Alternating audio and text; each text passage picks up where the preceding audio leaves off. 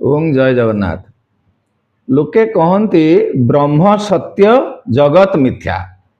ठीक अच्छे, ब्रह्म सत्य नित्य सनातन शाश्वत चिरंतन आगुरी थिले एबे अछंती एवं भविष्य रे रहिथिबे।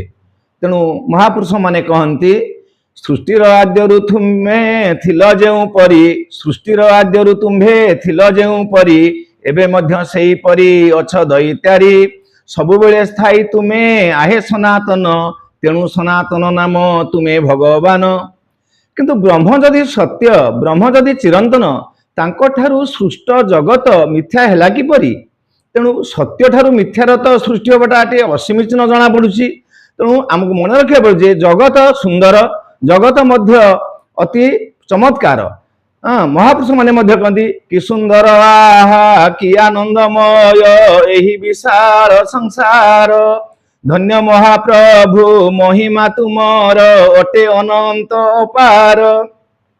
सुधामय सृष्टि मधुमय सृष्टि, सृष्टि अमृतमय, जाग नर नारी अमृत संतति पियसे अमृत पय। तेणु ब्रह्म ठारू सृष्टि होइतरा संसार एडे सुंदर, एडे मनोरम, एडे उपभोग्य, जेउथिरे स्वयं नारायण अवतार ग्रहण करी ए नर मानक मध्यरे खेल करी तांकर लीला समाधान करथांती। तेणु ब्रह्म सत्य, जगत मध्य सत्य, मात्र परिवर्तनशील। जगत परिवर्तनशील, जुग परे जुग आसे, सत्य परे त्रेतया, त्रेतया परे द्वापर, द्वापर परे कली, एपरि जुगानुवर्तरे सबकिछि परिवर्तन होता है। किंतु ब्रह्म सबुबेले स्थायी एवं सत्य निराकार परं ब्रह्म, तांकर क्षय नहीं, जीवर क्षय अछि, जीव जगतर मध्य परिवर्तन अछि। पूर्णमिदः पूर्णमिदं पूर्णात् पूर्णमुदच्यते, पूर्णस्य पूर्णमादाय पूर्णमेवावशिष्यते। ब्रह्म होचंदी परिपूर्ण, पूर्ण ब्रह्म निर्गुण परं ब्रह्म।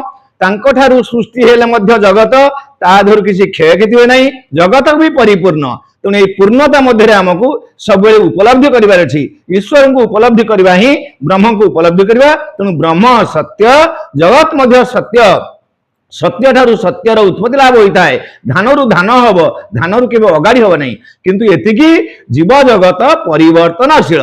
जय जगन्नाथ।